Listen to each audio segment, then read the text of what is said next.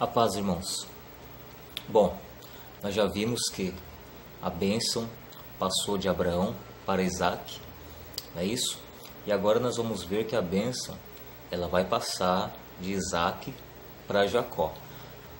Mas algo que eu quero que você não perca de vista, não deixe escapar da sua mente o seguinte: Hebreus 11:11, onde diz que Deus também fez essa promessa para Rebeca.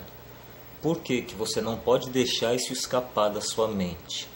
Porque as escrituras, a Bíblia, ela dá mais ênfase aos homens, né? Aos patriarcas. Então ela vai dar pouca ênfase às mulheres, às matriarcas, tá bom? Mas ela deixou a base suficiente para que a gente possa chegar onde nós queremos chegar, tá ok? Então, quando começarmos a buscar alguns textos do Novo Testamento, nós vamos perceber a importância dessa questão da promessa de Sara, porque isso vai nos conectar ao Espírito Santo, tá bom? A Ruach HaKodesh. Então não perca isso da sua mente, que a promessa foi feita não somente para Abraão, mas ela foi feita para Abraão e Sara. Então vai ser passado para Isaac, de Isaac para Jacó, tá bom? Então vamos ler agora Gênesis capítulo 28, versículo de número 3, que diz assim: Deus Todo-Poderoso te abençoe, te faça frutificar e te multiplique, para que venhas a ser uma multidão de povos. Tá?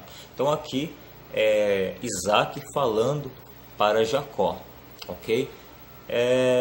Basicamente é a mesma bênção que Isaac recebeu também, tá bom? De Deus, é a mesma bênção que foi passada para Abraão, foi passada para Isaac, é passada para Jacó. E o próprio Deus vai confirmar isso também para Jacó. Então vamos ler agora Gênesis 35, versículo de número 11. Que diz assim: Disse-lhe mais: Eu sou Deus Todo-Poderoso, frutifica e multiplica-te. Uma nação, sim, uma multidão de nações sairá de ti, e reis procederão dos teus lombos. Então aqui é o próprio Deus, Yah, falando para Jacó. Ele está repassando agora, confirmando a bênção de Abraão, a bênção de Isaac, está repassando, confirmando para Jacó. No verso 10, né, eu li o 11, no verso 10, ele está mudando o nome de Jacó para Israel, tá bom? Então, lembrando, essa bênção, no caso que é a bênção de Abraão, está relacionada à promessa, que é a mesma promessa feita a Sara, tá? Então não perca isso da sua mente, é a mesma promessa feita a Sara. Sara, você será mãe de nações. Abraão, pai das nações. Isaac, Jacó, de vocês virão nações, tá bom? Então, como a gente viu no quadrinho mais aqui atrás, né? Então Jacó, ele vai ter 12 filhos, tá? Então a bênção veio de Sara e Abraão para Isaac, para Jacó, e agora Jacó vai ter 12 filhos, né? De Jacó vai nascer Ruben, Simeão, Levi, Judá, Dan, Naphtali, Gade, Aser, Isacar, Zebulon, José e Benjamim. Então Jacó vai ter 12 filhos, né? Então perceba, essa promessa, essa bênção que veio lá de Abraão e Sara, que agora está em Jacó, ela vai ter que ser repassada, tá bom? Agora tem mais um detalhe que nós temos que trazer à mente nesse momento. Era de costume, em tempos antigos, que essa bênção patriarcal ela fosse sempre dada para o filho mais velho. Esse era o costume, tá ok? É um outro ponto que você tem que guardar agora na sua mente, porque vai ter reflexo também lá no Novo Testamento. Assim como essa bênção de Abraão e Sara tem um reflexo lá, é um mistério, essa questão da primogenitura, que é sempre dada para o mais velho, também tem um reflexo lá no Novo Testamento. Mas veja, no caso dos filhos de Abraão, né, Ismael e Isaque, a bênção foi dada para Isaque, que era o filho da promessa. Tá bom? No caso de Jacó, era Jacó e Esaú, os dois irmãos, né? A bênção foi dada para Jacó, que também era mais novo do que Esaú, assim como Isaque era mais novo que Ismael, tá? Sendo então que o da promessa era Jacó, tá ok? E agora nós temos Jacó com 12 filhos, tá ok? Agora vai se desenrolar um grande mistério com relação a José e seus 2 filhos, os 2 netos. Esse mistério da primogenitura também vai ter reflexo lá no Novo Testamento. Bom, continuando, irmãos, mudei de cenário. Mudei o cenário, está um pouco mais fresco agora aqui. Então, no versículo 10 do capítulo 35 de Gênesis, Deus vai mudar o nome de Jacó para Israel, né? Então, desse ponto agora para frente, vai começar a entrar mais detalhes dessa promessa. E você vai perceber que a promessa ela é bem profética. E ela vai ser destrinchada e repartida também mais para frente entre os 12 filhos de Jacó, que teve o nome mudado já para Israel. No versículo 10 aqui, o nome dele já foi mudado para Israel, tá? Então, o que acontece? Sobre as 2 casas, né? Tem muitas pessoas que ainda não conhecem a respeito das 2 casas. E tem muitas pessoas que já conhecem sobre as 2 casas, tá?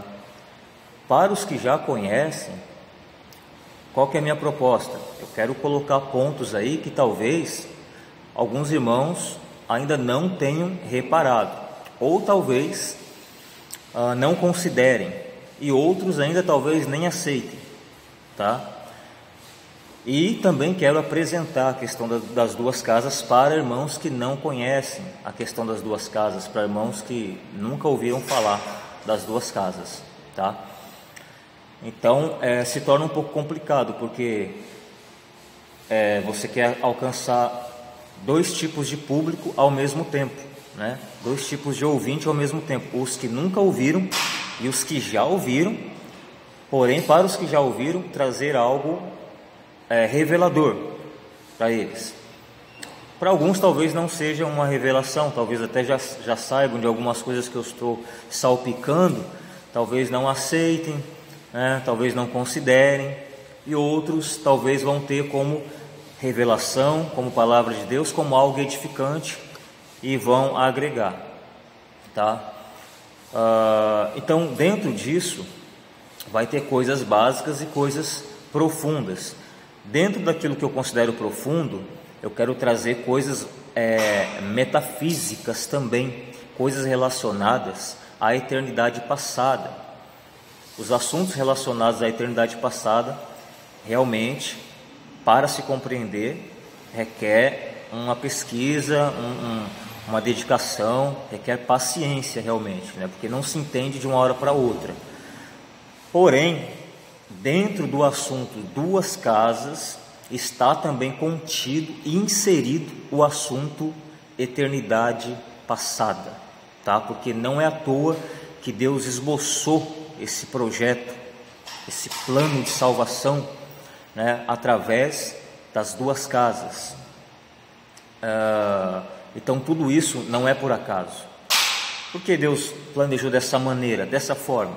Por que Deus permitiu a divisão do reino? Por que Deus permitiu, né, que houvesse todo esse projeto? Então Ele quer nos mostrar não somente coisas futuras concernente à promessa, mas também coisas do passado, tá? Reflexos do passado. Então nós vamos entender essas coisas aos poucos, devagarzinho, tá bom? Então, como eu disse, desse ponto aqui para frente vai ficando mais complexo, porque a promessa, essa profecia, ela vai ganhando mais detalhes, vai ter detalhes para cada filho. Talvez a gente não consiga entrar em cada detalhe, porque ela vai se repartir em 12, né? É claro que a promessa ela vai alcançar os 12 de uma forma geral, mas também vai ter aspectos particulares, vai ter pontos que vão ser aplicados de modo particular para cada um dos 12 ou para cada tribo. E isso nos alcança também de modo particular, tá ok? Então nós vamos entender essas coisas aos poucos, tá? Então, olhando aqui para a questão de Jacó, é bem profunda a questão de Jacó. Por quê? Veja, ele tem uma rincha com seu irmão mais velho. Isso vai nos apontar coisas aí da eternidade passada, tá? Não é à toa. Além dessa rincha com o irmão mais velho, ele recebe a bênção que seria do mais velho, de acordo com a tradição, tá? Então tem essa questão da primogenitura, também nos aponta coisas aí da eternidade passada.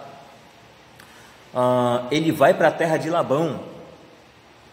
Lá ele trabalha 7 anos por Lia, depois mais 7 anos por Raquel. Então tudo isso aí tem mistérios, tem segredos. Mistérios e segredos é aquilo que é mais difícil de entender, e normalmente está relacionado com questões metafísicas bem espirituais mesmo. Ele tem o seu nome mudado para Israel. Isso aí fala de glorificação, fala de honra, está apontando para Cristo, tá? E tem a volta, o retorno. Ele atravessa, né, o rio, atravessa as águas e volta para a sua terra. Então isso aí fala de um retorno para casa. Então todos esses pontos são pontos que trazem segredos, e cada um desses pontos, né, merece um estudo. Se fosse trazer cada um desses pontos, ia ficar, né, muito grande. Eu tenho feito vídeos bem curtos, né, de 7 minutos, 8 minutos, né? Talvez esse fique um pouquinho mais longo, tá? Mas então você veja, e só na questão de Jacó aí, se você pegar para estudar cada detalhe, você vai ter muita revelação. Tem a questão com o seu irmão mais velho. Ele vai para a terra de Labão trabalhar 7 anos. Olha o número 7, olha as 7 semanas, trabalha por uma esposa. Olha o trabalho de Cristo por uma esposa. Mas repara, primeiro Léia, depois Raquel. Depois ele volta para sua casa, e ele volta já com o nome mudado, ele volta com honra, com glória. Então são muitos pontos para você estudar aí. Vão remeter a Cristo, vão remeter tanto a coisas futuras, como também coisas da eternidade passada. Tá bom? Lembrando que é bom a gente sempre respeitar aquele critério de interpretação dos 4 pontos: o ponto simplista, o ponto tipológico, o ponto associativo e o ponto metafísico, que é o mais espiritual. Usando esses 4 pontos para a gente conseguir extrair o segredo, tá bom?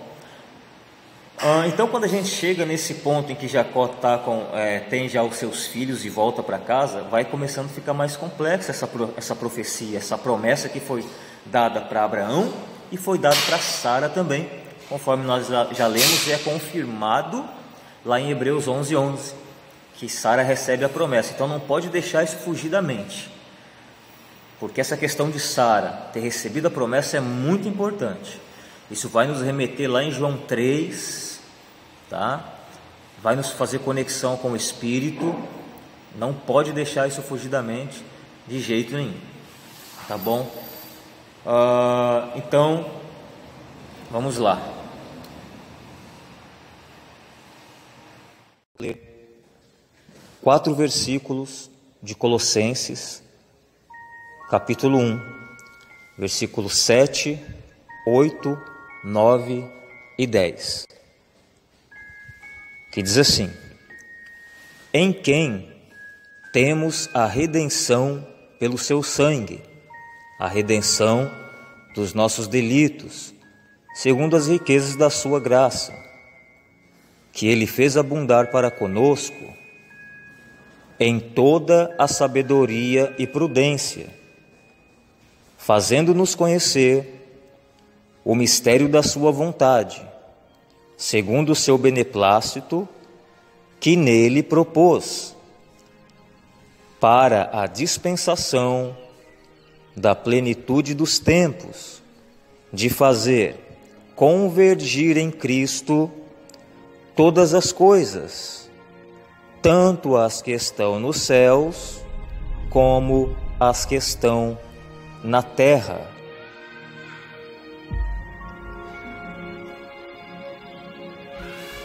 Pergunta para os irmãos: quais são as coisas que estão na terra que precisam convergir para Cristo? Acho que a resposta é fácil. Mas a resposta para a segunda pergunta é um pouco mais difícil. A segunda pergunta é: quais são as coisas que estão no céu que precisam convergir para Cristo? Repare no verso 10. Para a dispensação da plenitude dos tempos, de fazer convergir em Cristo todas as coisas, tanto as que estão nos céus, como as que estão na terra. Então a pergunta número 2 é: quais são as coisas que estão no céu que precisam convergir para Cristo? Então, com paciência, nós vamos ter a resposta dessa pergunta. Então vamos continuar analisando a promessa feita a Abraão e Sara.